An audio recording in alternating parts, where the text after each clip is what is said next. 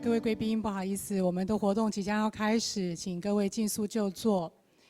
Ladies and gentlemen, we're about to begin. Please take your seats.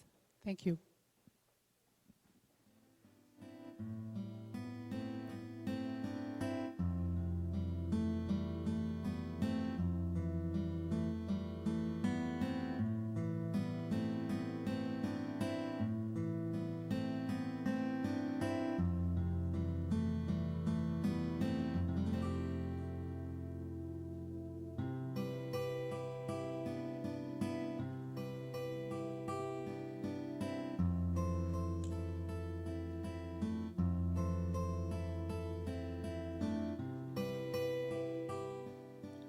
各位贵宾，大家午安，大家好，欢迎参加2015年台英开放资料高峰论坛。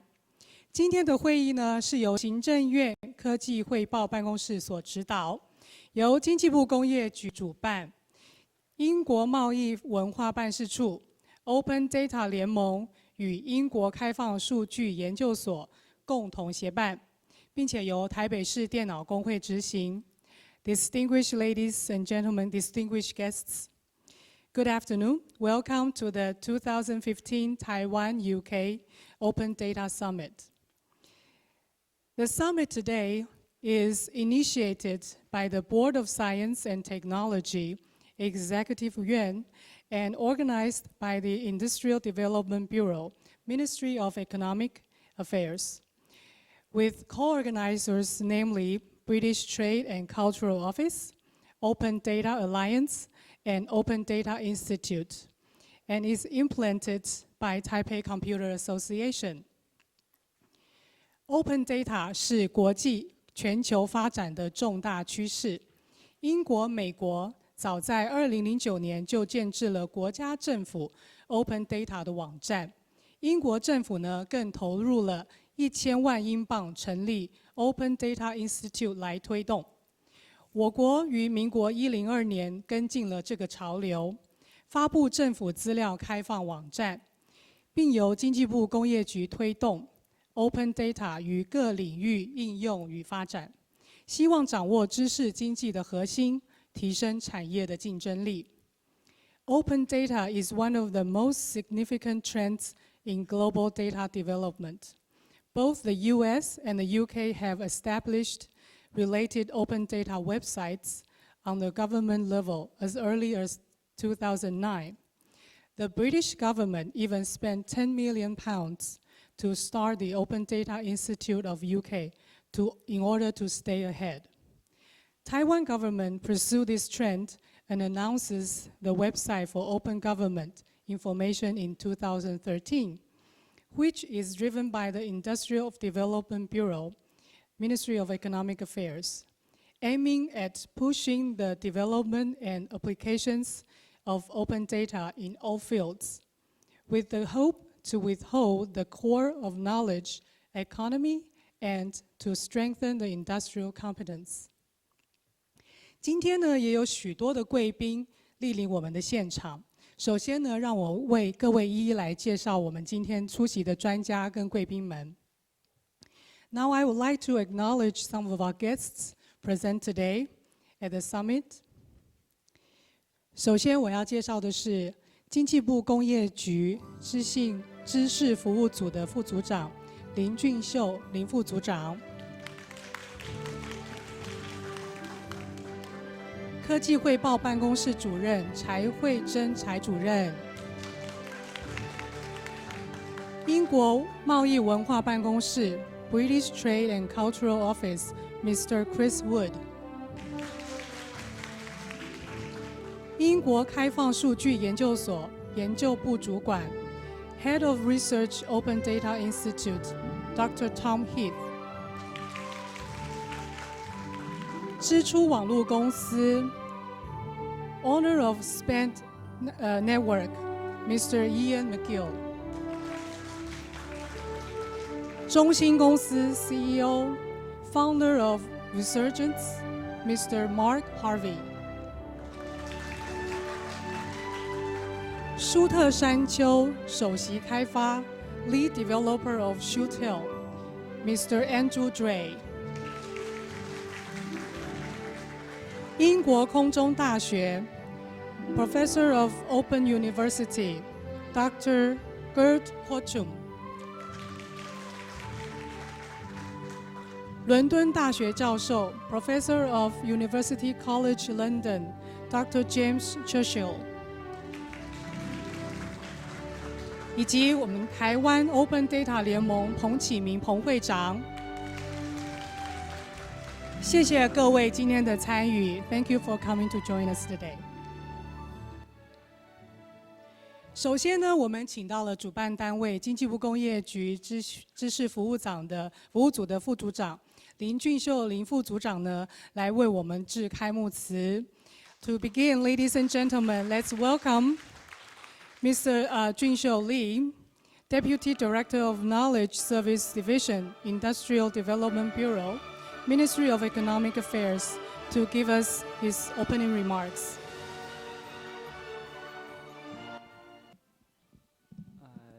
Good afternoon, Mr. Chris Wood and Mr. Tom Hayes and Dr. Penn and distinguished guests from UK. First of all, on behalf of IDB, I would like to express my sincerely welcome to everyone, and especially our guests from UK to join this 2015 Taiwan-UK Open Data Summit.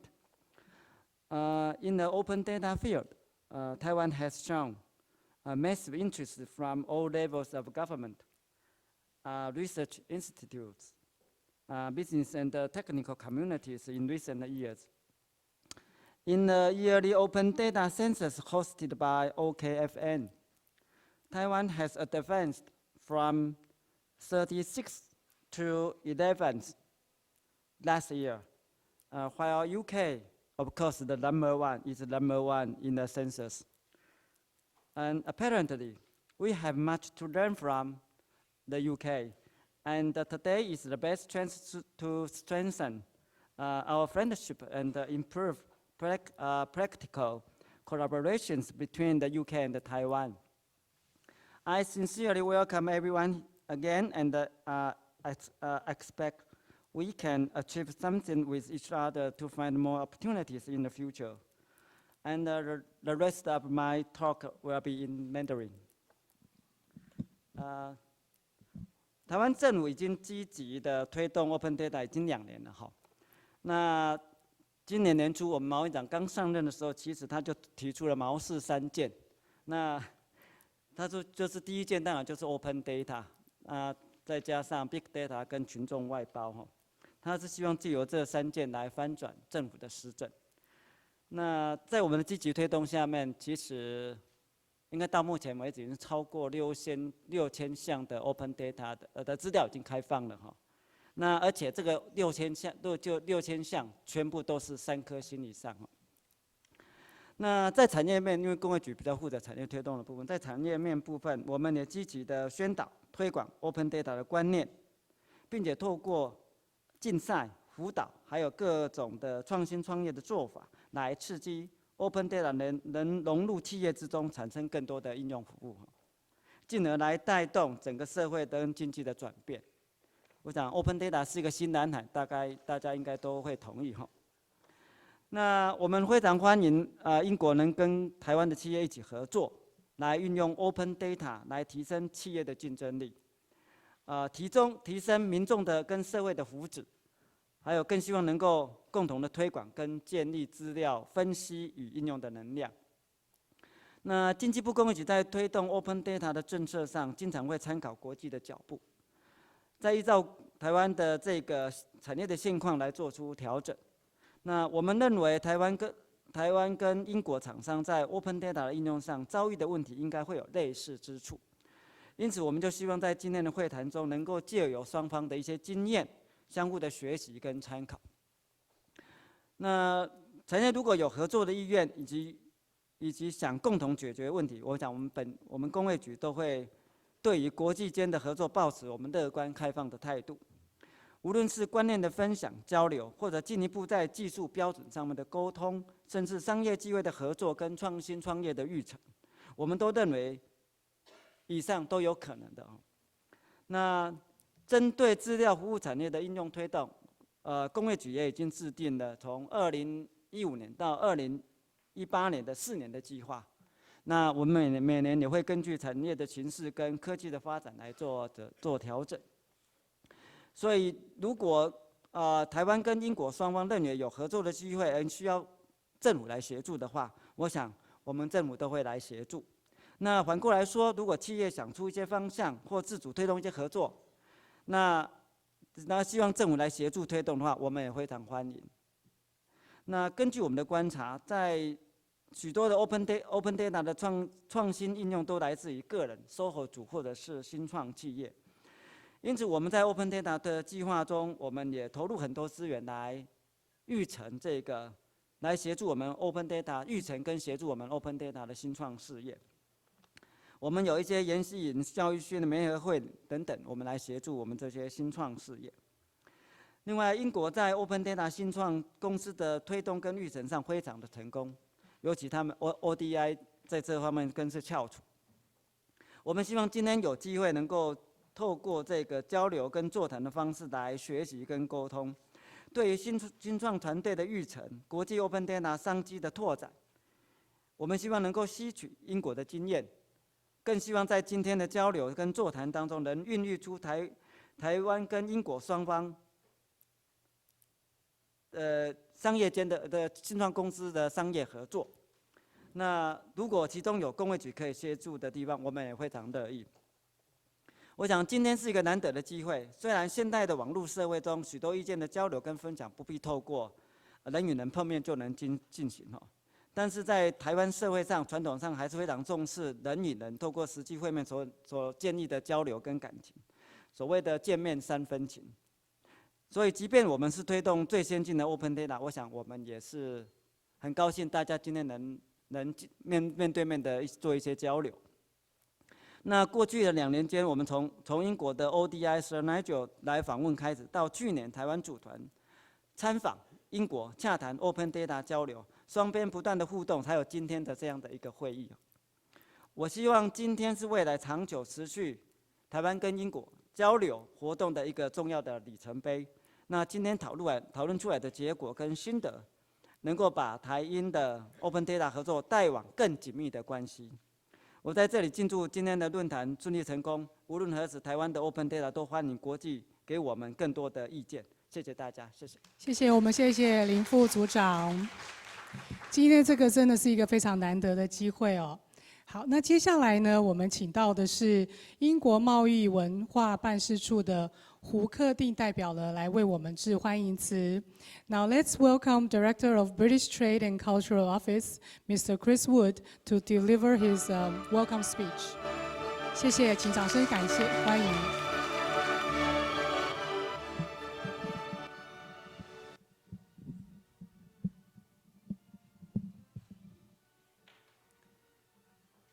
各位贵宾、女士们、先生们，大家午安，大家好。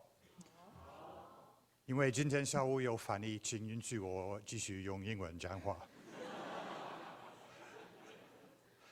Ladies and gentlemen, good afternoon. It is a great pleasure to see so many people here today. Indeed, I am told that this event has been so popular that we're being broadcast into a second room by video link. So I'll give a wave to those who are watching in the second room. Thank you for joining this Taiwan-UK Open Data Summit. I wish to thank, through Director Lin, the Industrial Development Bureau of the Ministry of Economic Affairs, Dr. Peng of the Taiwan Open Data Alliance, and the Taipei Computer Association for working with us on the planning and organization of today's event, and for their support for our bilateral exchanges on open data, which Dr. Lin has just described. I also wish to thank Dr. Tom Heath from the UK's Open Data Institute for leading the UK delegation for these events, as well as the other members of the UK delegation for coming to Taiwan. I'm sure that their mission here to Taiwan will be both useful and productive, and that both sides can gain from this. I know that from some of the discussions that have already taken place, we are able to identify quite a number of commonalities between our circumstances. In December 2013, I witnessed the signing of a letter of intent between the UK's Open Data Institute and Taiwan's Open Data Alliance. The aim is for both sides to work together to explore the potential that open data holds for the public and private sectors on both sides. Today's summit is an important step forward in turning that vision into a reality by sharing the knowledge and expertise that both sides have. The UK is committed to greater transparency. Providing access to data is a core part of an ambitious transparency agenda that the UK government has adopted. Data is generated by many crucial social processes, yet the potential of vast swathes of information remains untapped. Successive British governments have recognised that greater openness about spending can cut waste and increase value for the taxpayer, particularly in these times of austerity. The UK was the first country to promote open data, foreseeing that open data can lower barriers to data access, increase government transparency, and deliver significant economic, social, and environmental benefits. The British government's Open Data White Paper has led to data.gov.uk providing access to 10,000 government data sets. The open data sets are proving a basis for strong citizen engagement and are delivering economic benefit through the Open Data Institute. These in turn have placed the UK at the forefront of the global data revolution. The UK experience has informed open data initiatives in the US, the European Union, and the G8. Open data is a flagship policy of the current British government, and the UK was ranked #1 in the Open Knowledge Foundation's 2014 Open Data Index. But I also congratulate Taiwan on advancing to 11th place. Freeing up public data sets for others to reuse could, we believe, contribute up to £6 billion to the UK's economy. In 2011, our Chancellor, our Finance Minister, George Osborne, announced £10 million in funding to establish the Open Data Institute. Launched in October 2012, it has incubated more than 10 start-up companies, one of which identified annual savings of £200 million for our National Health Service by analysing drug prescription practice. Another aspect is selling access to a whole range of transport data. Transport for London, for example, has estimated that this has yielded a return worth 56 times its investment. The Open Data Institute has had more than 3,000 visitors, including from Taiwan, and delegations from more than 20 other countries, provided training, and has raised an additional £4 million in funding. Our Department for Business Innovation and Skills estimated the value of public sector information to consumers, businesses, and the public sector at approximately £1.8 billion, with much larger downstream impacts affecting all areas of society beyond the direct customer. The 10,000 data sets that are now available on data.gov.uk can be used to create new software applications capable of determining anything from the nature of local authorities' spending to the whereabouts of the UK's bus stops. Our priority in the UK is to enact real change, both inside and outside government, to make concrete commitments to greater openness. The UK will continue to unlock and seize the benefits of data sharing in a responsible way. First, to ensure that there are no inequalities in the data market, we require all government departments to publish their own data strategies. These include commitments to release more data into the public domain. Second, we will build greater trust in public data by considering privacy at the beginning of all discussions about the release of a new data set, and we will keep pace with the latest technology to ensure personal data is protected. And third, the British government is also committed to looking at practices in the public sector to improve data sharing where it is in the public interest and within our legislative boundaries. There is nothing easy about transparency, but the benefits are significant. Public trust in government can be enhanced by greater government openness around the data held by public bodies. And there are also significant economic benefits that can emerge from more open data. The public sector can make huge efficiency savings. Big data analytic processes are forecast to save the UK government up to £33 billion or $75 billion each year. Many of you present today are at the very cutting edge of innovation around big data applications.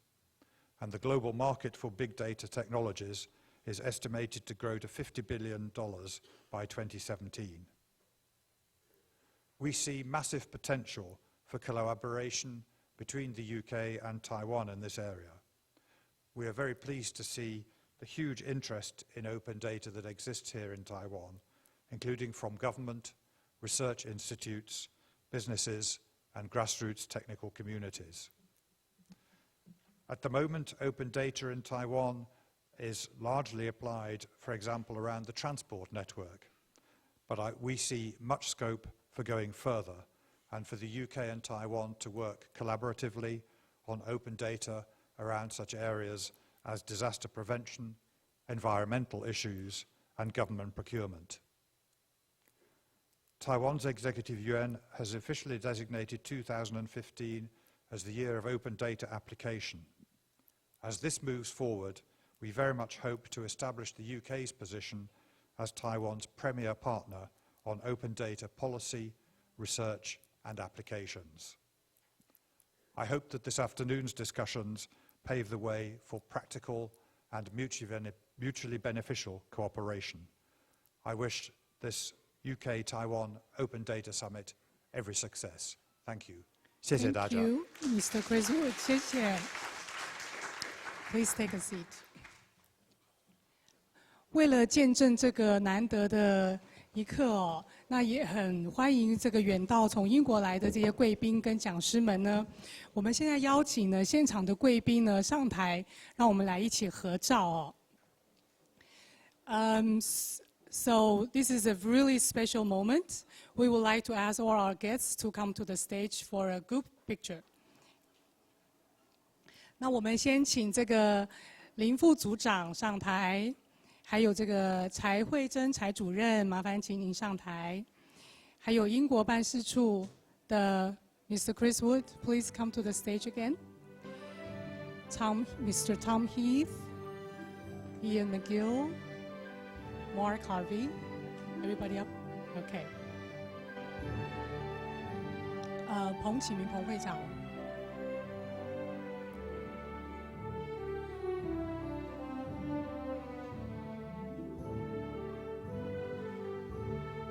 Just allow us a few minutes to set up the stage. Sorry. 我们要调整一下这个舞台上的配置。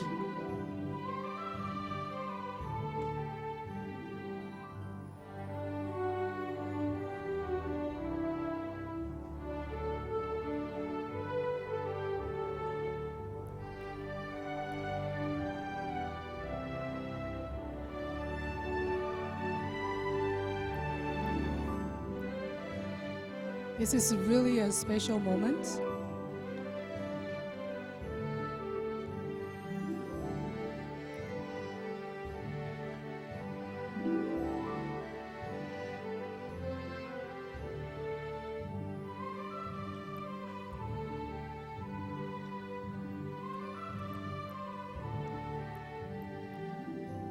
Do you all have your smiles ready? Okay. All right then. 好，谢谢各位。Thank you very much for joining the group pictures. And please take a seat. 好，请各位回座。现在我们要进行的呢是专题的演讲哦，题目是拼创新，开放资料生态圈的再进化。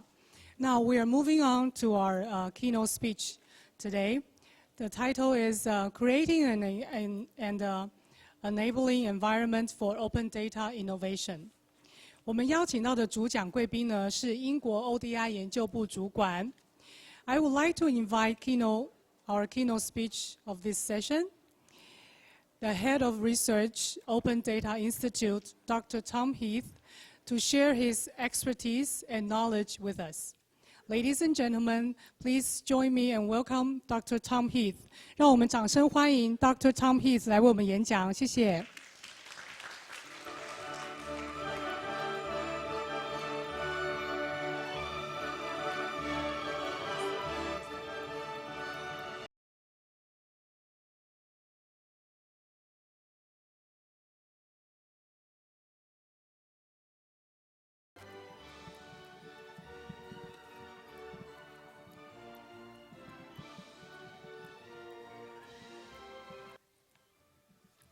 Good afternoon, everyone.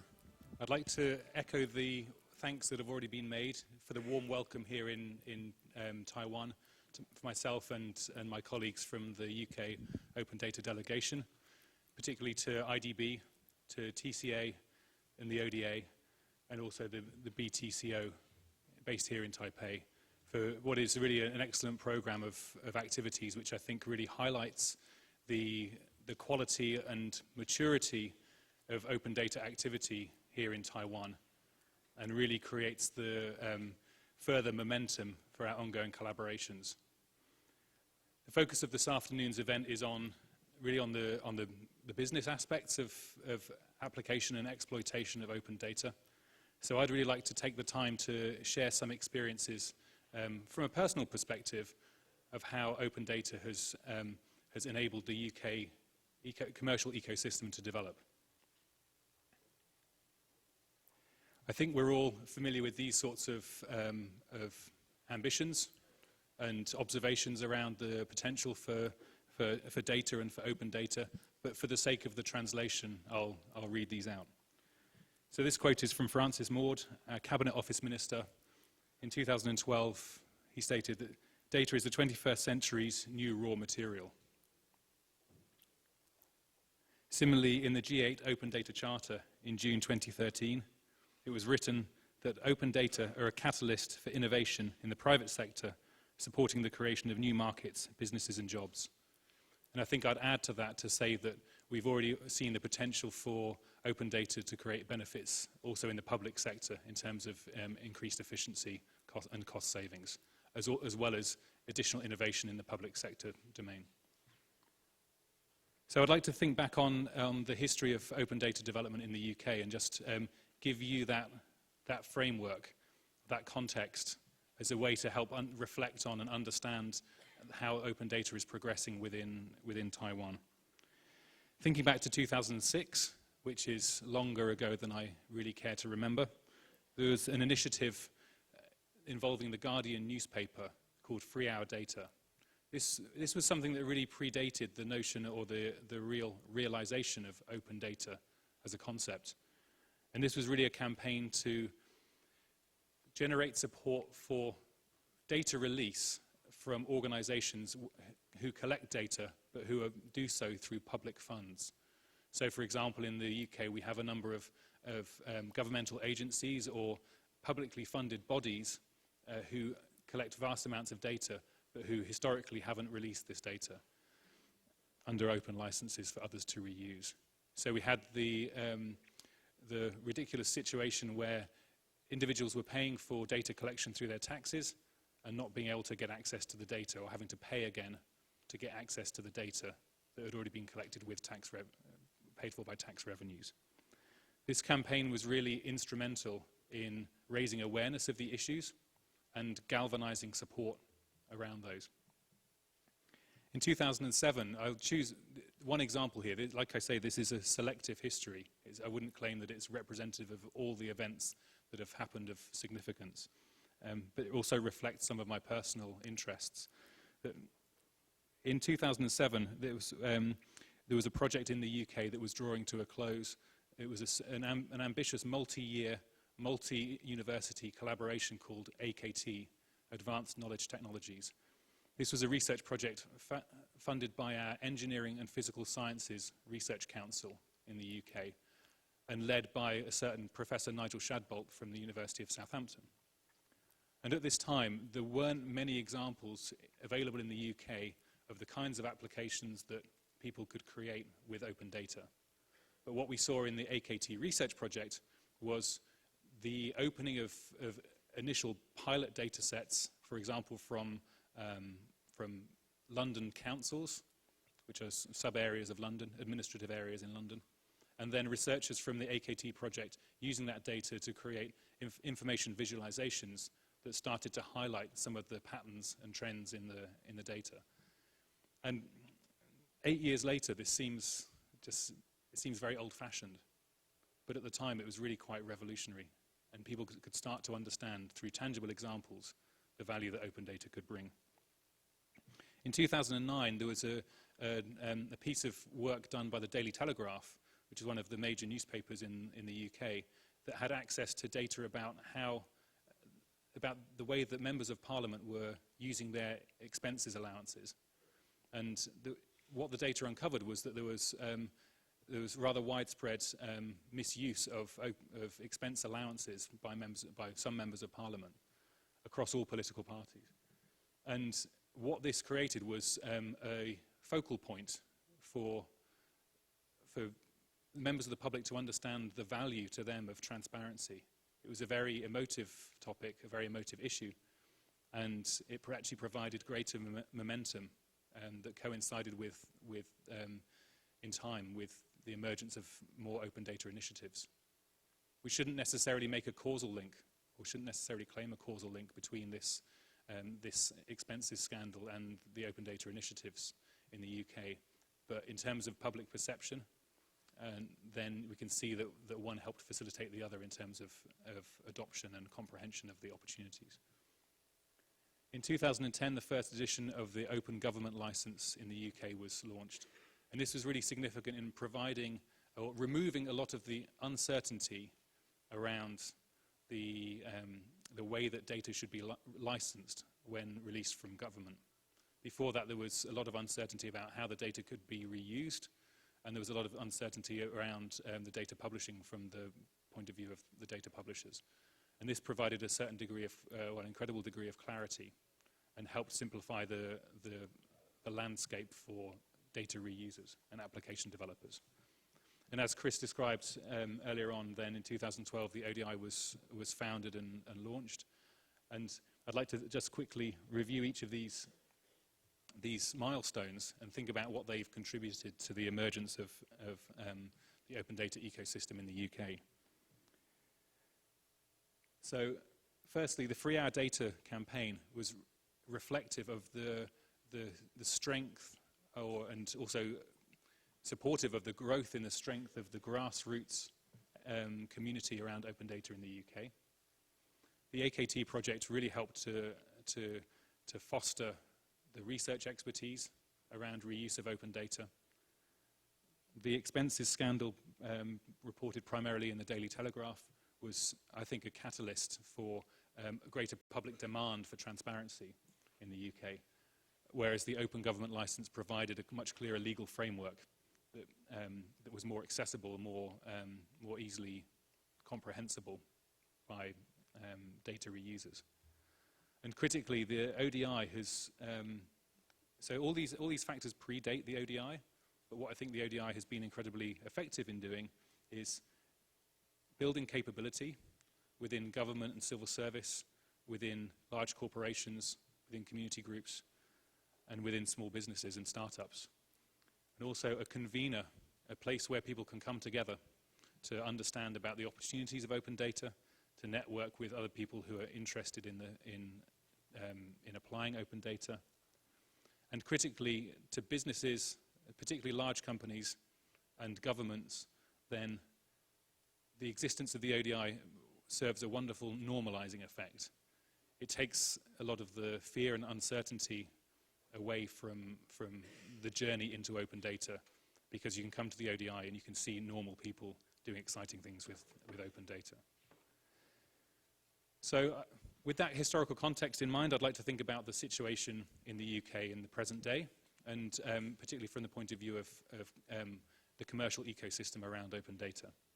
I'd like to start by presenting a few findings from a forthcoming research study being conducted at the ODI, which has conducted an extensive piece of desk research to identify open data companies in the UK who are actively involved in some aspect of open data.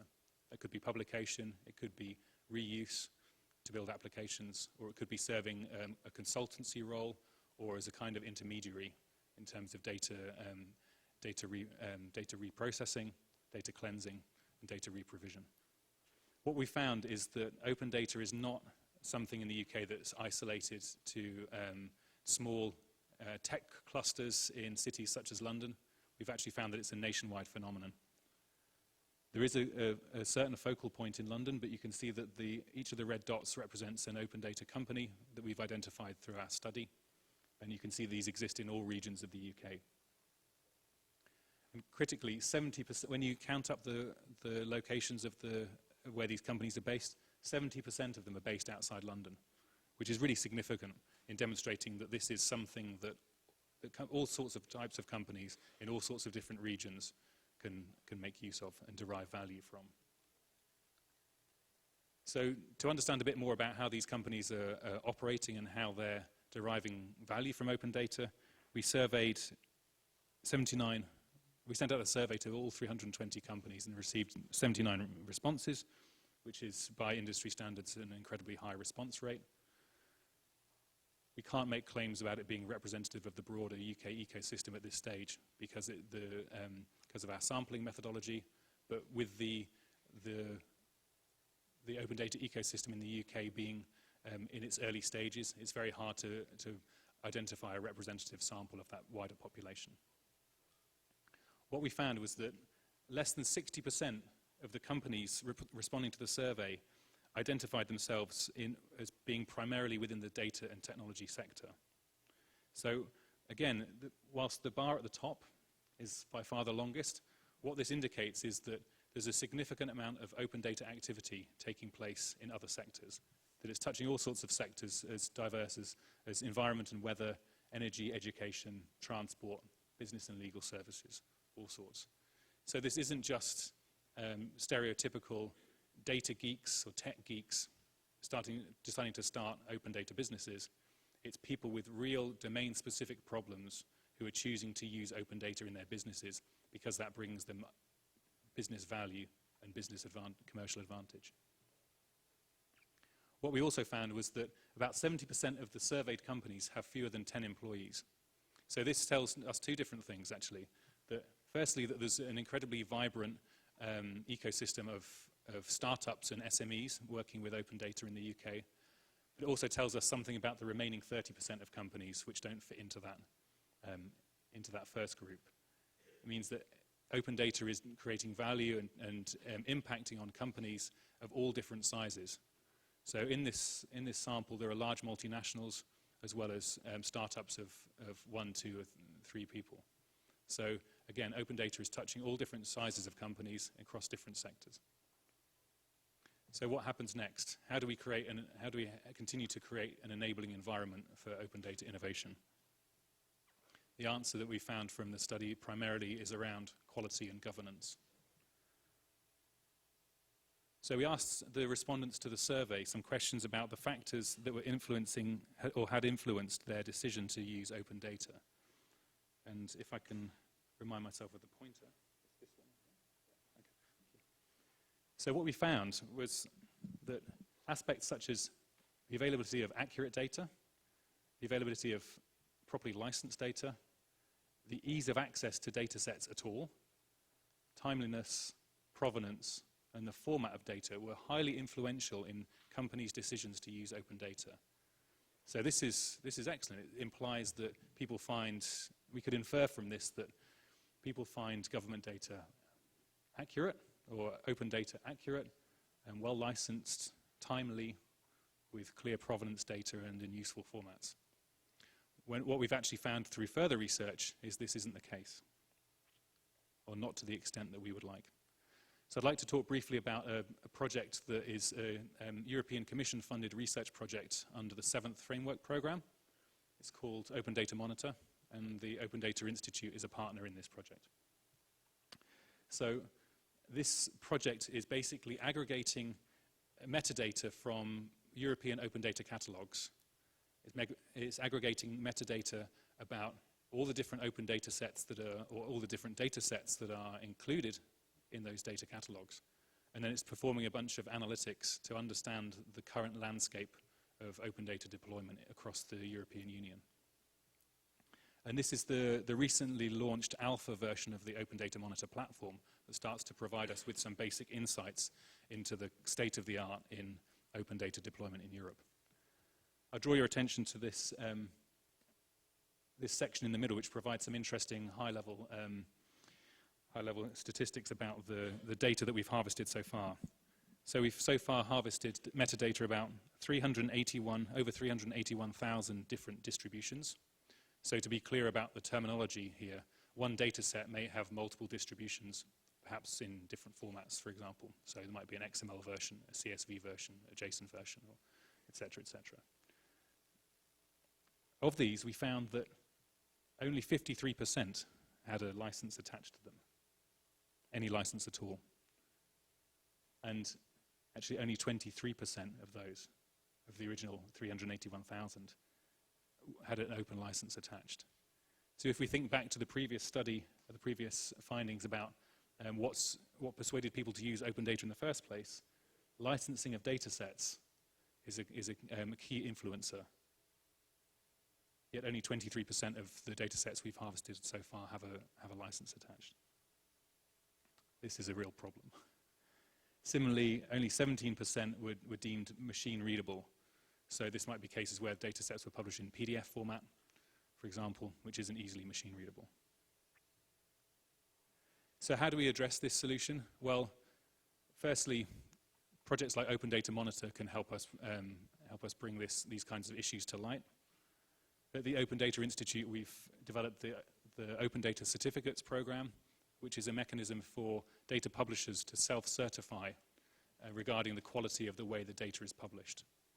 This doesn't make claims about the quality of the data itself, but it enables the data publisher to certify that they've reached certain minimum standards in terms of how the data is documented, the existence of licenses attached to that data, the existence of community processes to support that data, that data reuse. So on that note, I'd like to thank you. I'd like to acknowledge a number of my colleagues in my research team at the ODI, and also the Open Data Monitor Consortium funded under the European FP7 program. Thank you very much.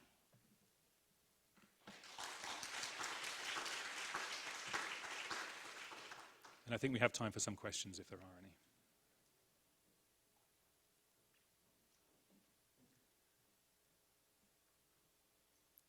Okay, thank you.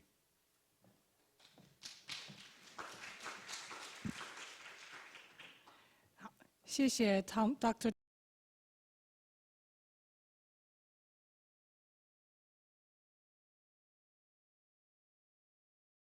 除了有讲者呢针对主题进行分享之外呢，现场也会开放 Q&A 的时间。主持人呢会视时间的状况呢，向那个座谈人呢进行提问。好，那现在呢我们要进行的是第一场的交流座谈。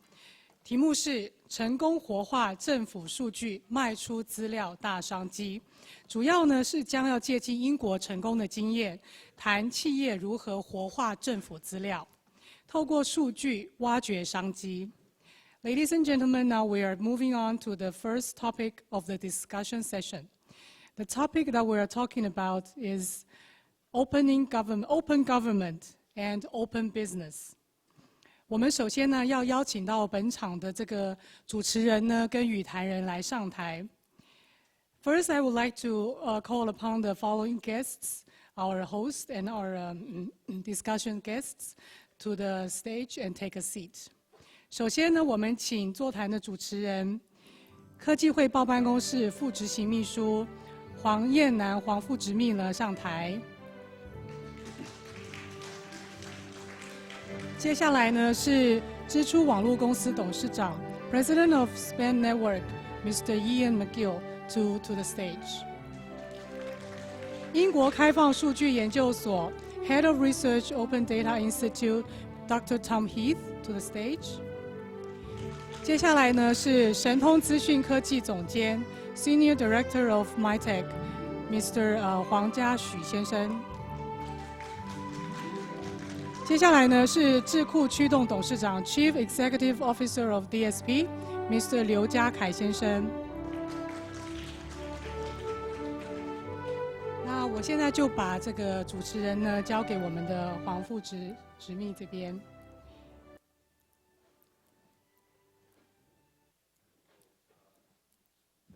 Welcome all the distinguished guests and welcome to Taiwan.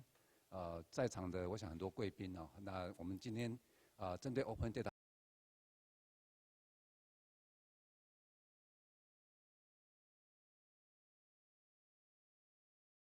是从应该推动这个 Open Data， 我记得在2011年就开始推动哈，那时候是在现在张副院长时代，就说他在当政委的时候，我们就开始推动。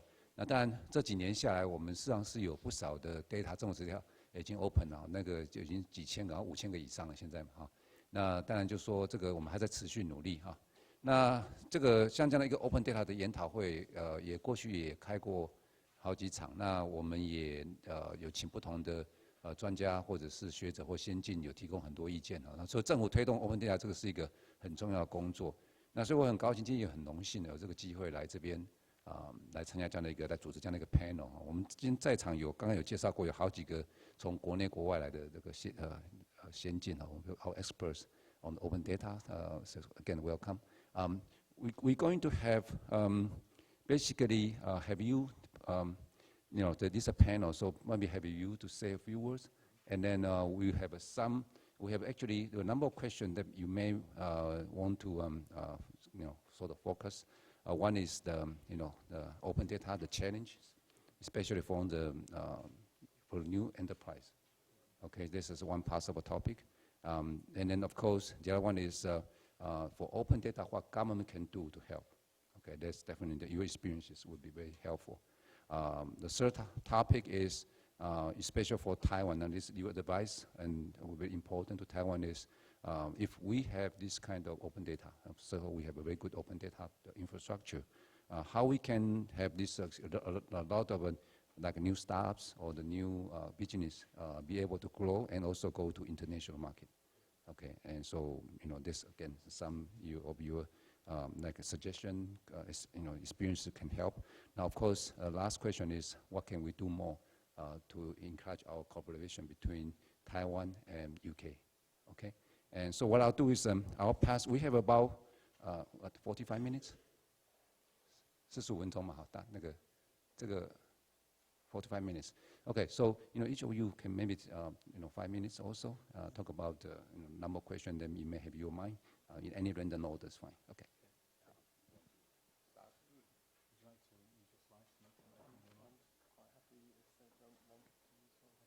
Would you like to use the slides? Okay, sure. Yeah. Any 有没有办法投？可以吗？投。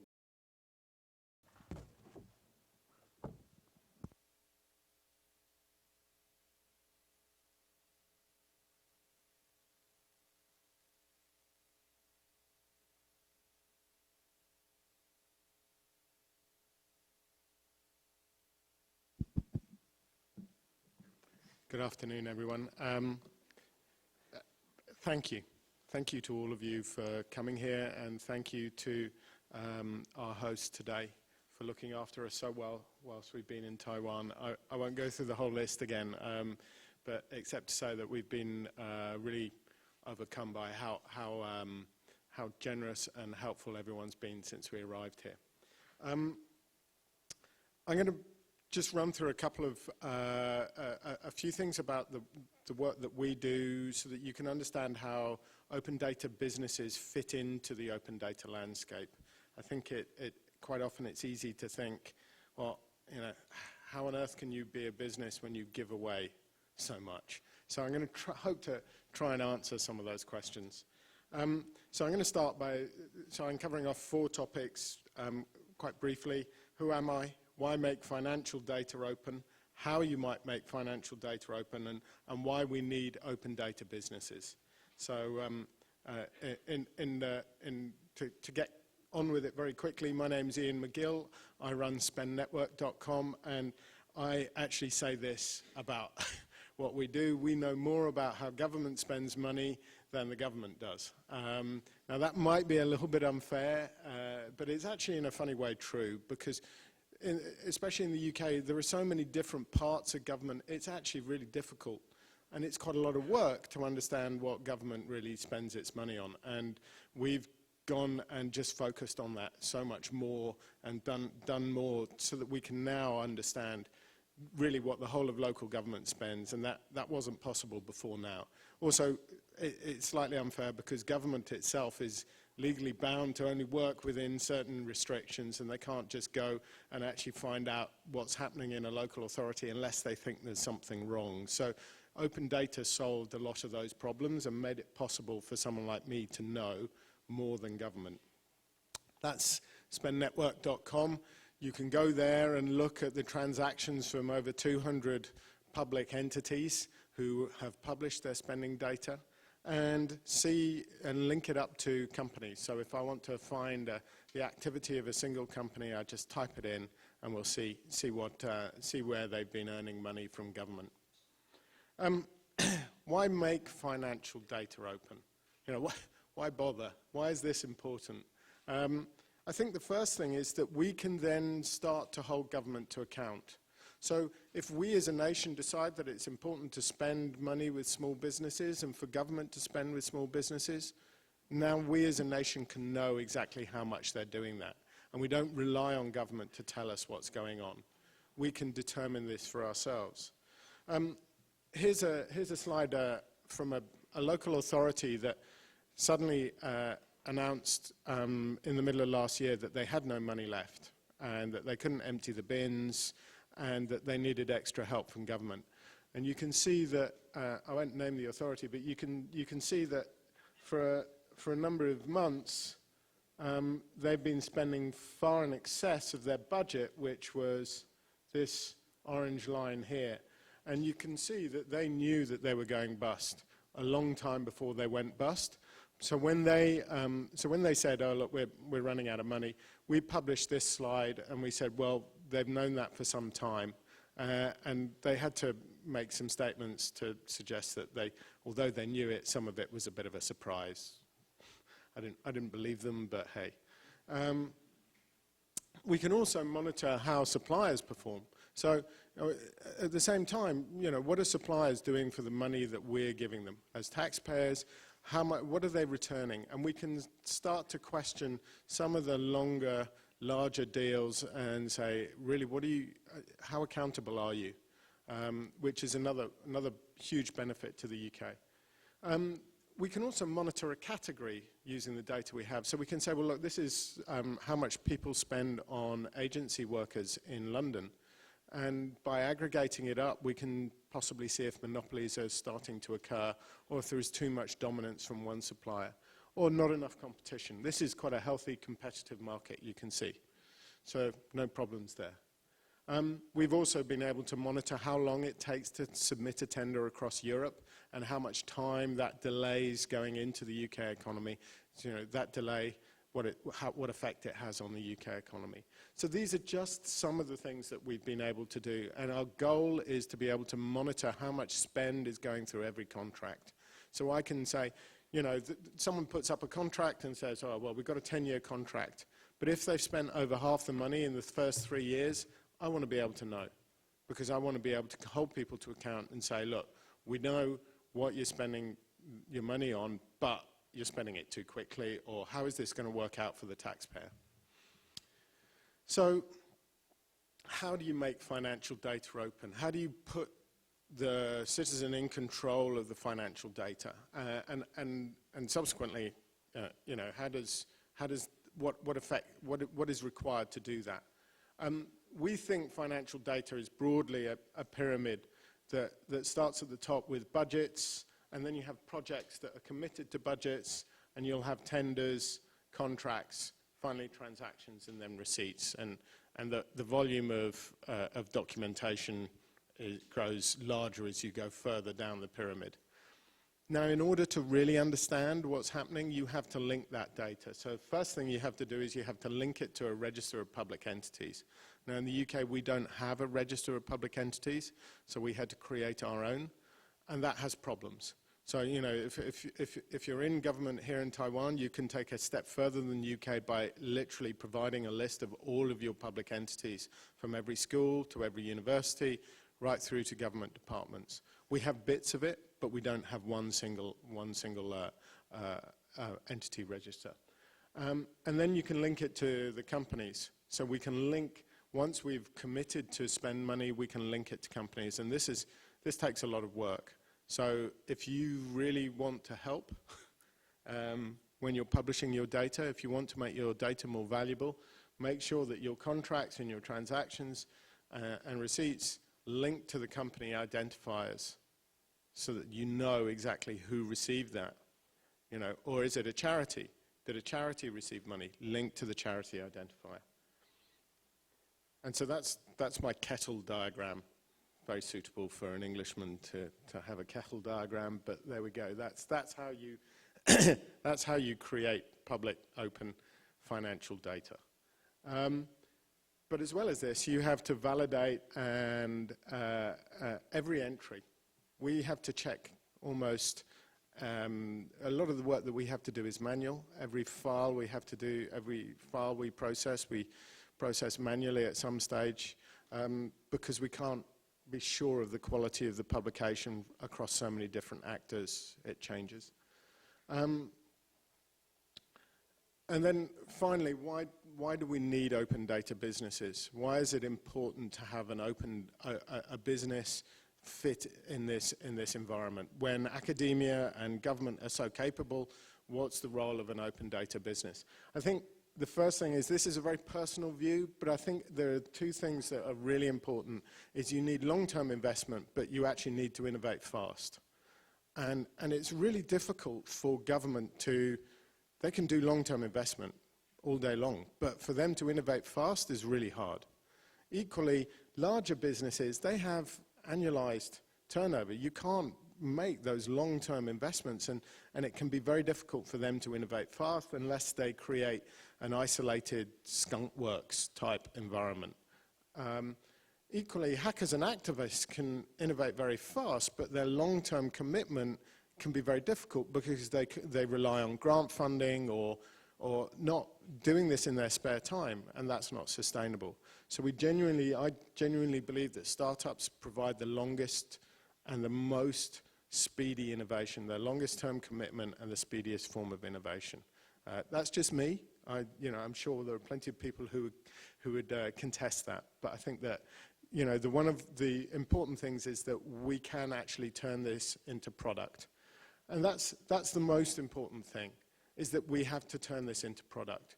We know that it's possible to create businesses and give stuff away because Twitter and Facebook and all of these organizations prove that actually if you get 100,000 users, you only need to convert 100 of them to be profitable.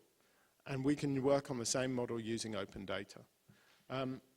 So when you encourage open data companies, you get investment, you get commitment, and actually you get your better data. We validate your data for you, and then we publish insights. It's actually a win-win for everyone. And as the economy grows, you get new jobs, which is great. So the only thing I would say is that government has to be patient. We waited and watched, and we looked at the data being published by government for over 18 months before we made a commitment to build a business.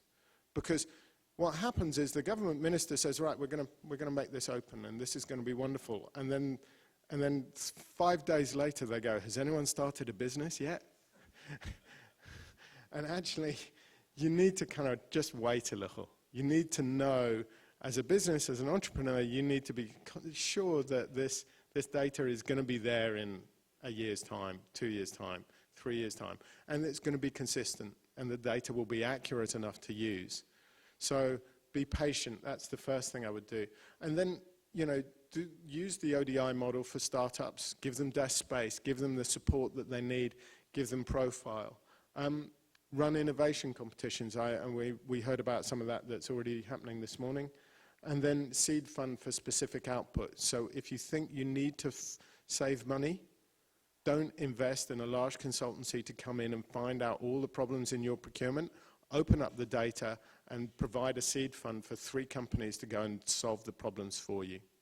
The most important thing is that you have to be glad for business to get rich. If you want to own the data and you want to create an environment where no one really profits, you're going to fail. So you have to let go completely and let someone get ready to make money out of the work that you've done. So thank you very, very much.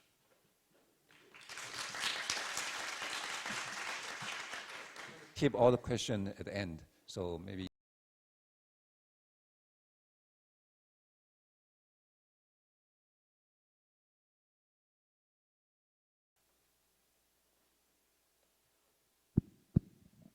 So thank you, Ian, for providing a really great contextualization and a view from personal experience of founding and running an open data business. I think you've provided some really interesting insights, not least the length of time that you waited before actually deciding to start the business. And you mentioned the word commitment. And if we think about the question initially about what government can do to help foster open data businesses, I think commitment is the really key term here.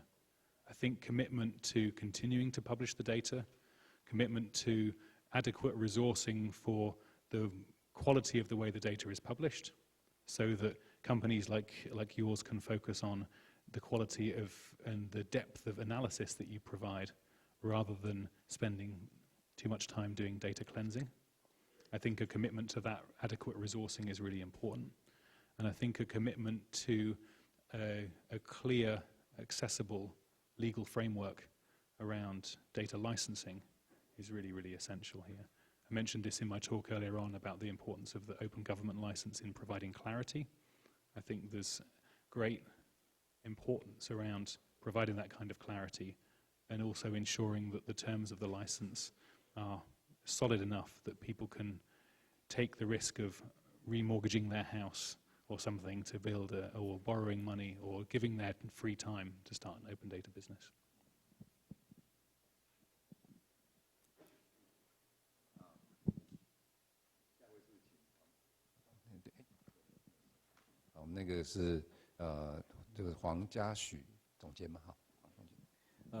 Allow me to elaborate our Ian's business. I think maybe most of you guys cannot catch the mean. I mean, the true mean of open data startups. Allow me to elaborate that in Mandarin.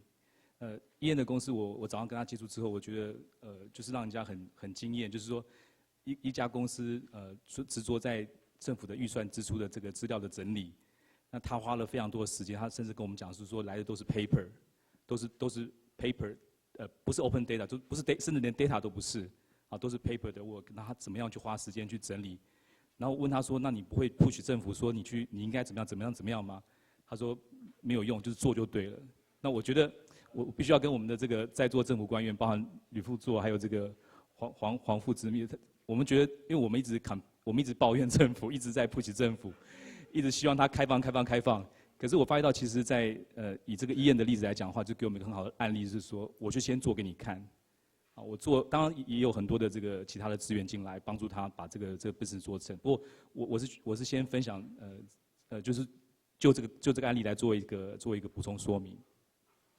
I'm just trying to explain how hard the business is, but we try to learn from Ian's business, yeah, and also to I mean because we keep complaining our government because they are reluctant to open, but the thing is we have to do something, you know, to make to show them that the open data actually is very valuable for the whole country.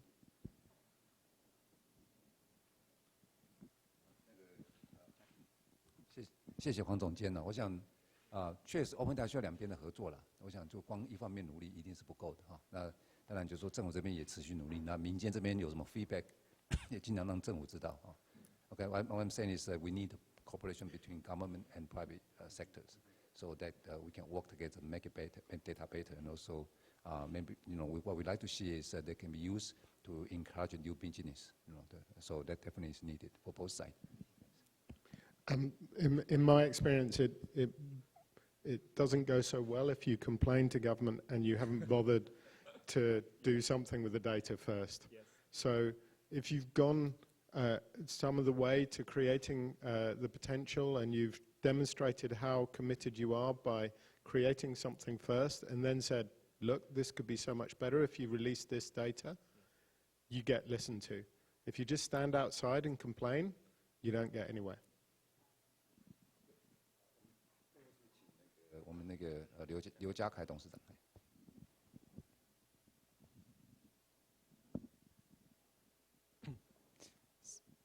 Thanks, Tom, for sharing his observations on the brief history of open data in UK. And actually, I have some observations on our side too, because during the past few years, Taiwan is trying to mimic or try to learn from the best practice or the evolving practices from the other side of the world. And this is a very bold experiment from the government perspective. And of course, there are some bumps on the road, but we are observing some real progress, such as there's a new dynamics about opinion communication or consensus building. Usually it's just between the government and the surrogates of government and the big industries. But now they have the direct dialogue dynamics between the central government, the policy decision makers, and the end user, the citizen. It's G2C directly. So this is a big change through the open data movement and the initiatives. But I think we've also encountered a problem is that why do we need open data? If you don't know why, just focus on how, it's going to be, it's not probably 100% efficiency. So I've seen two different purposes. Actually, one is open by default, because my peers, my competitors, they are open. So we have to open too. This applies to both government and companies. The second type is open by purpose. We have a goal. It's a social benefits or economic value. We have a goal. And then to fulfill that goal, we have to open. So we design the whole process aligned with this goal. So right now, I think we are still seeing a mix of by purpose and by default here in Taiwan for the government. And but for the business side, it's not happening yet. So but for the business, we cannot say by default, right? We have to say by purpose. They have to create some values or business values for companies, so they will have the will to open. So if you know your goal, then you'll know how to design your open strategy. That's my observations.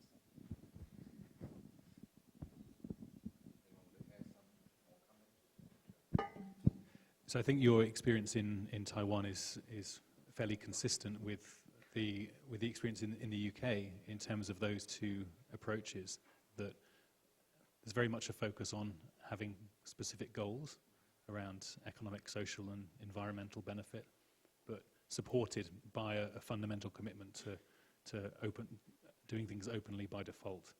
So we're in a very fortunate position that there's an acceptance, I think, of the need to have those goals. It's not just a moral or philosophical reason that we're doing it, but there has been a government commitment to support that openness by default. And to pick up on one point that was made earlier, I think about the role of government. I think Ian's a real. He's very fond of the term government getting out of the way, and I think this is. And I think that reflects that there is a very strong and very clear role for government to play, but there is a point at which it stops. There's a boundary, and I think using the ODI as one of the things I know best as an example, then the UK government has been very bold and brave in funding an institution, but then explicitly asking us to hold them to account. So the ODI is not a branch of government. It's an independent organization that happened to start with some government funding. So I think that the government's bravery in arguing to make that initial funding available, and then a willingness to step back and retain those boundaries so that the ODI can operate as an independent, non-partisan organization, is a really important model that I hope could be followed productively here in Taiwan as well.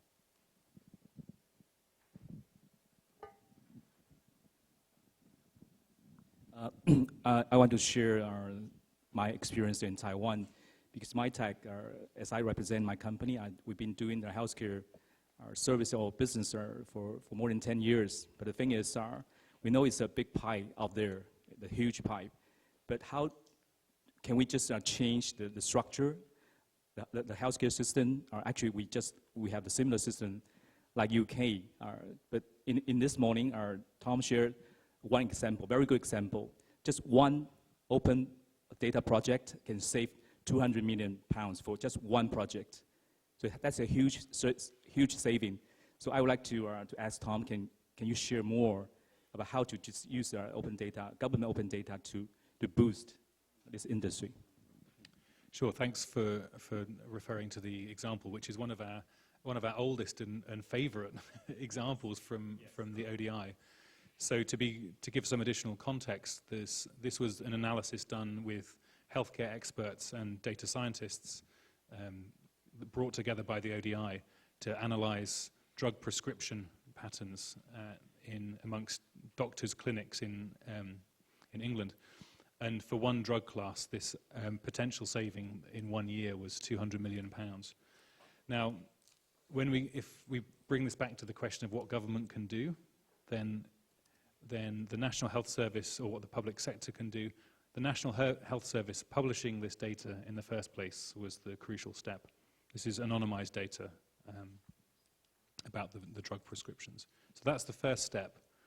What we haven't seen yet is the support or other activity from central government to help the ODI realize that impact.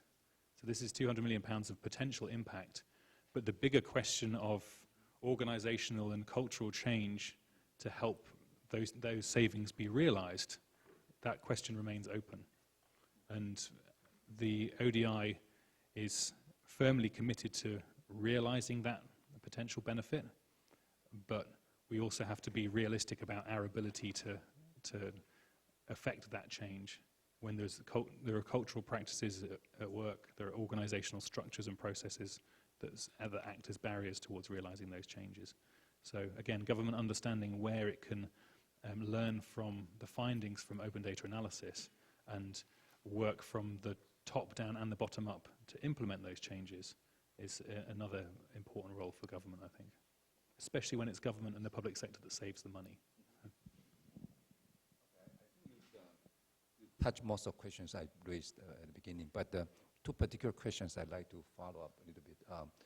Especially for international, open data, like in the UK, from your experience, either from the ODI experience or the SPAN network experiences, when you grow this business to international markets, is that a good opportunity, or what the challenge you're facing, or do you think that should be how to proceed, and that whatever the experience you have can help our especially the companies in Taiwan who are also doing open data. I want to go to international markets. So any comments?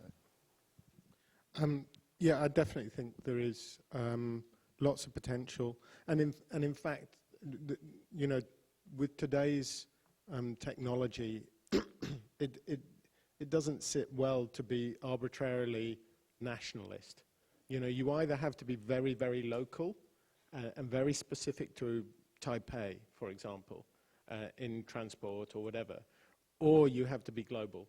If you attempt to be something in between, it doesn't make sense because you're drawing arbitrary lines. There is a resource implication, obviously, to just going to be a global business, but I don't think if you look at this, the transactions happening in France and Germany and the UK, many of the same companies are coming up again and again. And so it doesn't make sense for us to not want to understand, and that's a double negative, but it makes sense to want to know who are the main beneficiaries of spend in Europe and the Americas. So I think it is definitely a global problem that we need to look at. We need to look at it globally. However, that will take some doing, and in entrepreneurial terms, that's a big commitment. You need to be very sure that you're going to get the benefit before you do that. Sure. Yeah. So I'll approach the question from, I guess, a meta level, from the ODI perspective. Actually, from two levels. From the ODI as a business, then it's been being a first mover has been incredibly powerful in enabling us to capture the international imagination around the potential of open data. As Chris Wood mentioned earlier on, we had over 3,000 visitors and delegations from over 20 countries through the doors of the ODI. So I think that at a regional level, then I think that Taiwan has the potential to be the regional leader around open data. From the context or the perspective of specific businesses, then I think that specific businesses can be supported by the continued growth of the local ecosystem. So the fact that that I'm here today with Ian and the other members of the delegation from the research and the business communities, that is heavily enabled by the existence of the ODI.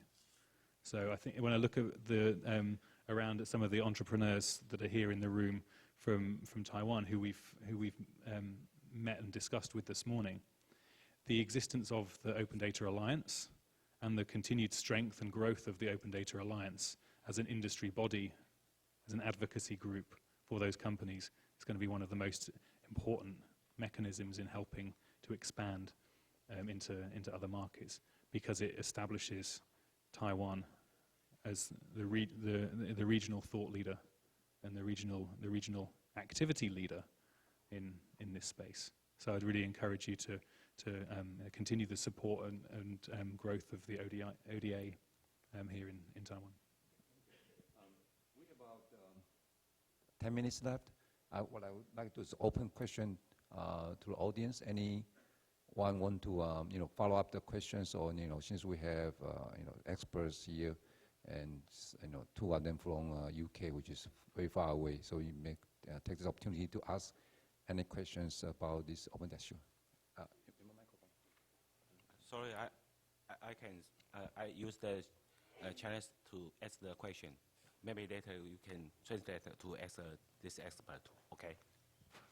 我的问题是说，在他们做简报的过程当中，他有一些 indicator 在看整个 open data 过程当中的 performance。那目前所用到的 indicator 基本是 money indicator。那但是以政府的角度去做的一个 process 的过程当中，其实跳到 money indicator 实际上还有很大段的一个距离嘛。也知道说中间有一些这个所谓的创新的应用啊，其他的东西，如何要跟 further 的产业做 linking， 这实际上有很多的距离。那我的意思是说，其实政府应该有自己的 open data indicator， 属于内部 review 的一个动作，你才能知道说你资料释放出去的时候多顺畅、多快速，跟后面要承接资料之间的一个关系是怎么样子。就好像那个制造生产里面的，你是上一站，我是下一站，你丢了 data 给我，告诉你说50%是不良的，而不行的，因为你到时候要回馈回去的是。你的 data 是怎么收集的？为什么都会给一个？你还要从后面做很多 process 做 repair 的一个 process， 那才是我们的 key issue 嘛。我想，也就是说，我们应该把几个东西分成几个角色。第一个角色是政府的角色，第二个角色是后面承接资料的角色，那第三个角色应该才是未来还有哪些 potential？ 以前的话 ，money indicator 是多少，慢慢在成长，因为实际上这里面还有很多 measure 要去探讨。哦，这是一个 for general 的。那第二个比较大的 question 是在说，我们既然都已经跟英国做这样的交流，它这些分析的方法和图表，它用的是怎么样一个 approach？ 从它开始展开整个，它刚才有一个好像6层的金字塔结构，那它是怎么样一个思路？因为我想那个才是我们在让别的国家已经跑得比我们更好的一个很关键的一个 approach。那它是一个 process way。我不晓得我这样的 question， 那同意吗？ Basically, there's you know. Strong. Sorry. But I'm trying to summarize. So basically, you know, you have these slides earlier, like for the performance of the open data indicators, mostly associated with money, right? But from government point of view, you know, there's many steps. You know, the money seems to be the last step, and may not be important to the government point of view. So, you know, I guess the question is, want to know, you know, there's definitely so many indicators you can use, and any other indicator you think is important, and also that. They're also interested in how you analyze, you know, how do you get these indicators, the result. I mean, I know this is a long question, maybe hard to how to answer in the short time, but. Sorry, I just need to understand a little bit more about the question. So he wants to understand, so why is it just focused on money and what indicators? Money as an indicator is definitely, you know, there's many steps in between, which eventually lead to your money. But then there are others, maybe, you know, some other indicator can be used. So indicators of value. Right, the performance of the value of open data. I know, I just for Okay. Okay. So, right. I get there. Sorry. Look, I think that the reason we end up talking about money in this context is because we know that. Particularly in government at the moment, particularly in Europe, we have to save money. We have to cut spending in government. So this is, open data is seen as very critical to reducing our reliance on wasteful activity in government. But you're right.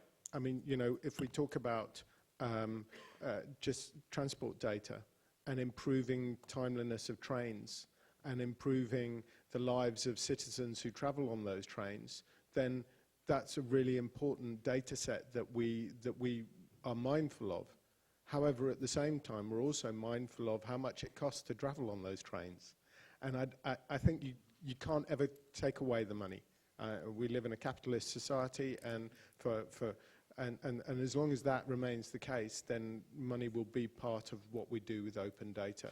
But I would say that there are tens of thousands of data sets available in the UK, and probably only, you know, a fraction of them, 10% of them have anything to do with money. Most of them don't have anything to do with money. It's just that I'm interested in that. So.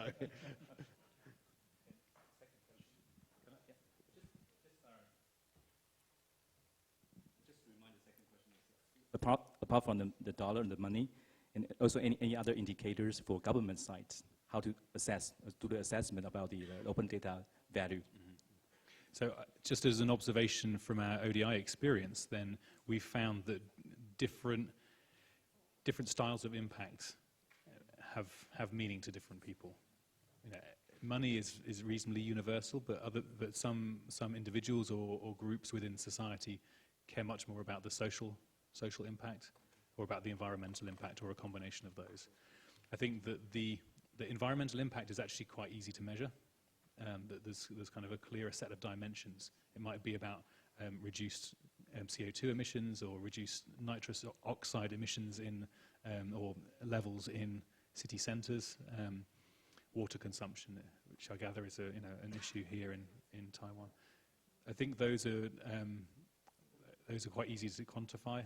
I think social benefit is very, very hard, and we have to simultaneously try to improve the mechanisms for quantifying and reflecting and communicating social impact, whilst also managing expectations of government and other bodies about our ability to ever do that, to ever really quantify the social impact. 们再开放给现场，哎，好几位，我想那个女士那个在中间先看到。Okay, this is Cleo Chen, and thank you, the distinguished guest, share with us very precious experience from British. Well, this topic, covering the topic is about the open government and open business. I'd like to have our distinguished guest suggestions about these two topics. The first one is relevant to the open government. I'd like to have Mr. Ian McGill's advice, especially that what is the top 3 suggestions from you for Taiwan's industry, enterprise, and the government, while what is the immediate actions for proceed the best open financial data for Taiwan's scale? My second question is about open business. Definitely this question I'd like to have Mr. Tom his suggestions.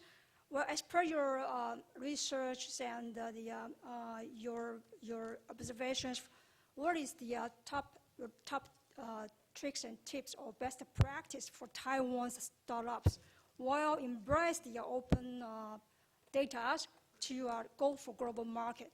Thank you. Okay, so my top 3 things for the Taiwanese government, I would start now with getting an index of public bodies with unique identifiers for those public bodies, and make it a legal requirement that if you change your name, it gets updated in that index. Okay, so that's the first thing that I would do, because it's too easy to sleepwalk into a situation like we have in the UK where you just don't know what a body is, where it starts, where it ends. Second thing that I would do is that I would require every one of those bodies to publish a budget openly. And then the third thing I would do is that every time a contract is awarded to a private sector company, I would require that they list the identifier for that private sector company. So those are my 3 things, and I'm going to nick a bit of Tom's question as well. And you know, if you want to go for growth and do exciting things, just do it. Honestly, the data is out there. Go and start Spend Network.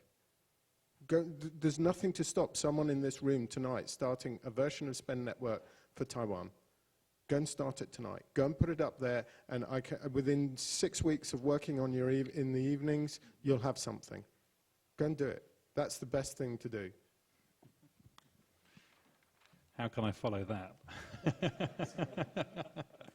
I think I would add that at the end of the day, Spend Network, Resurgence.io, and Shoothill, the 3 companies that are here with me on this trip, they solve real problems. And we might brand them as open data companies for the purposes of this trip, but fundamentally they are companies that solve real problems that real people in the world care about. I think if you set out with that as your objective, then it's much harder to fail, much easier to succeed. You also mentioned about Taiwanese industry. I think that there's an opportunity internationally to become a global leader in the provision of transparent supply chains. And given the expertise within Taiwan around manufacturing and the industrial base in that of that flavor, then I think there's an incredible opportunity to lead the world in providing transparency about where things are made, what they're made from, who they're made by, and under what conditions. I'll leave it at that. Thank you.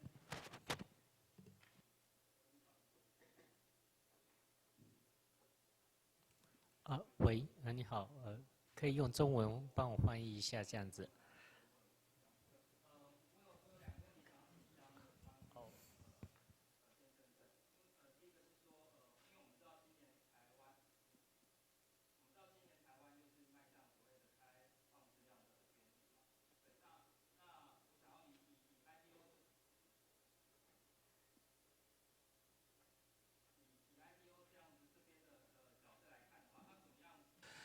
它对于台湾的政府在推行开放资料的应用上面有什么样的建议可以提供？对，然后第二个是说，因为我们知道 ODI 其实在不只是在英国，它其实可能在全世界可能都设置有据点，然后提供这些企业协助，然后让他们创造更多的一些商业价值应用。对，那在台湾方面的话 ，ODI 有没有提供相关的一些协助，或者说有一些案例，比方说有企业就是接受你们协助，这样子可以跟我们分享。然后另外我想要请教一下，就是主持人这边的话，如果是以台湾政府方面的话，今天一整天交流下来，可能知道，就是我们听到很多英国的开放资料应用的这些案例。对，那有没有一些应用的成果是台湾可以值得借鉴或学习的地方？那有没有一些应用是有困难的？是比方说在开放资料上面会是目前有难度的，或者说像是财务资料方面，未来政府有没有一些开放的一些计划等等之类？然后另外的话就是第二个是台湾政府方面，目前有没有类似像是ODI 这样的一个民间的一个机构，可以提供企业在创造这些开放资料价值应用上面？对，谢谢。Two questions for me, two questions for you. So. Okay, I think one thing is that you know, like the open data applications, you know, whether any applications that you know the particular is good, especially from Taiwan point of view. Maybe it's also good for Taiwan. And the other one is that you know, I think this question for Tom, for ODI services, right? You mentioned number of services. You know, in Europe, most probably is in Europe. Do you all like plan to offer services in Taiwan, or what can you offer in Taiwan? Okay. Now, the other two questions actually, 彭会长，你可能比我更能够回答，就是关于台湾这个这样类似 Open Data 的这个联盟能够帮什么忙啊？那I'm going to use Mandarin because the question is for me. 那另外一个就是说，关于政府在做这个 Open Data， 我想讲就是政府上是一直在 follow 国际的趋势啦。我们很早在做 Open Data 的时候，事实上尤其是对 ODI 对很多国际组织，我们很注意它的发展啊。那所以像我个人，我们这边在场有好多人，在去年我们还特别跑了就是说一个蛮大的政府团去英国、去爱尔兰、去法国很多国家去看人家 Open Data 怎么做，我们就要学习啦，就说到底怎么做才做得好。所以这个有一直在持续推动。那当然，这个在推动里面，今天我看到这个因为我们在政府推动 Open Data 很多的这个工作是在现在的国发会哈。那国发会现在场好像没有人在吗？国发会？不然这个其实国发会来回答会比较更合适，因为他们是执行单位。那工业局当然是推动很多产业面推动，工业局今天有看到林副局长在这里，就副组长在这里，所以我不晓得这个我想还是那个台湾的 Open Data，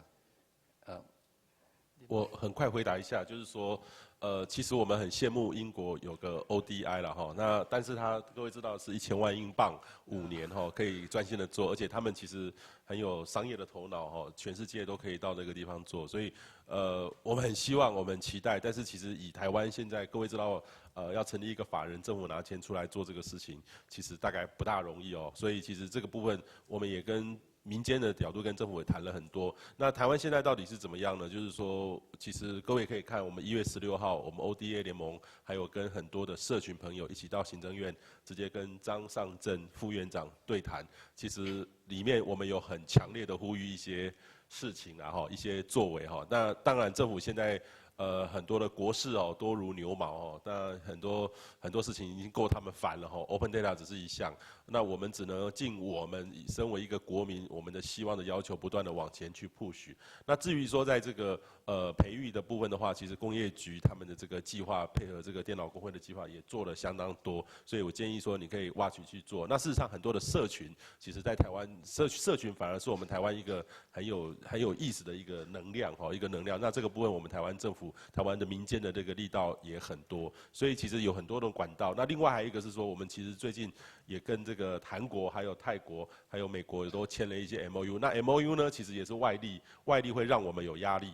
那这个部分呢，就会造成大家一起来追求更好的进步。因为 Open Data 其实我们也不算是很差，但是我们也不是很好，所以这个就需要大家一起努力哈。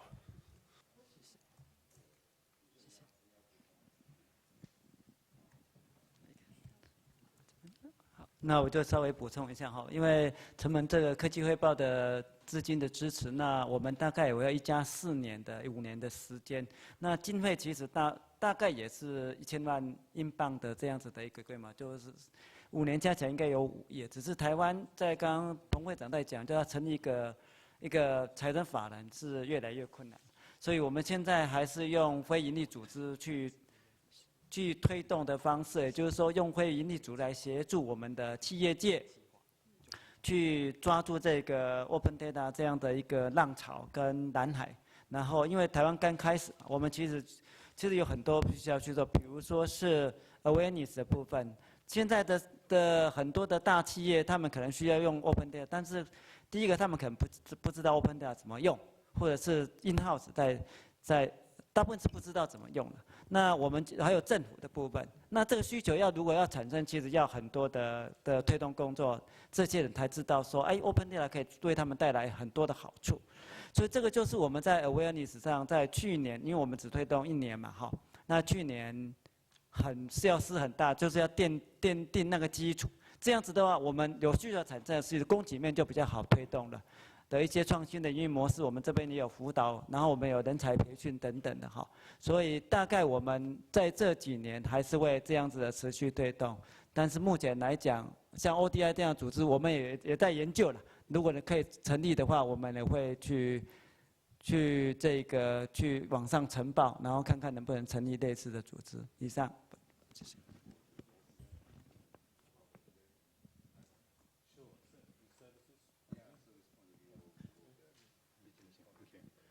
So, I think it's worth saying that the ODI has, in the last few years, we've worked with a number of with governments and civil services and organisations in a number of different countries across the world, often through a project funded by the World Bank, but the model is replicable across different countries, different geographies, irrespective of that funding.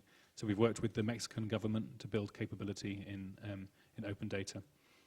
We've worked with the government of Burkina Faso in West Africa, again to build capability in a nation that's recently undergone a rather serious change of government and some political upheaval. Despite that upheaval, the open data agenda has persisted and survived. And we've worked with the government of Malaysia to understand the open data opportunity there. So I think that we're getting increasingly experienced in bringing our services to other countries. We'd be very pleased to do more of the same in Taiwan in terms of capability building through training government officials, training community organizations, and training other trainers so that ODI training courses can be delivered here to increase the impact and reach of those. And the mechanism for us doing much of these things is also through the ODI node network, which is a particular way of supporting delivery of training in different geographies. So, for example, we have a node which is like a franchise in North Carolina in the US, and they're delivering ODI approved and accredited training courses through that node. So yes, the simple answer is yes. We'd be pleased to discuss in more detail how we might do that.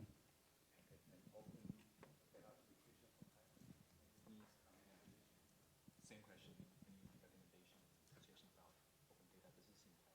Any recommendation, I think just yeah.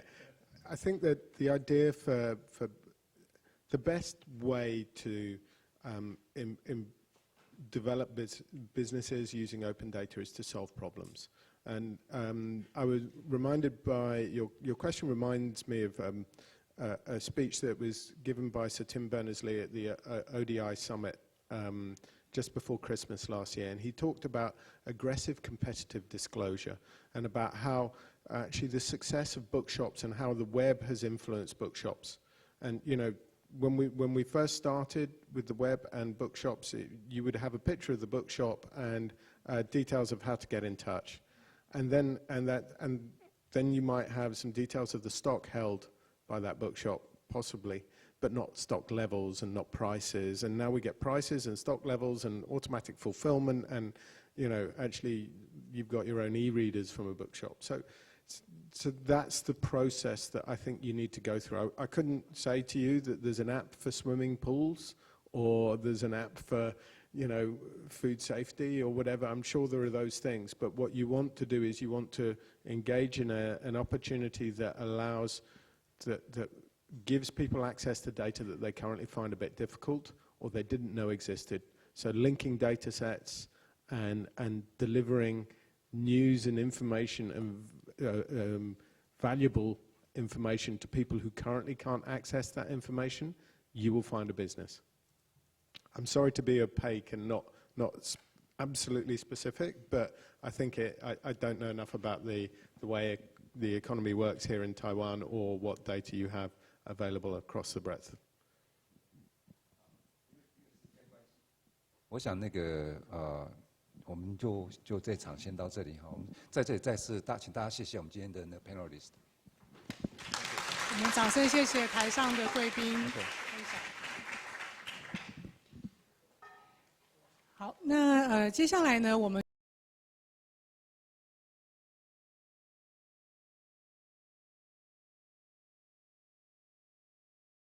如果您要离开的话呢，记得将您的翻译机还到您租借的地方。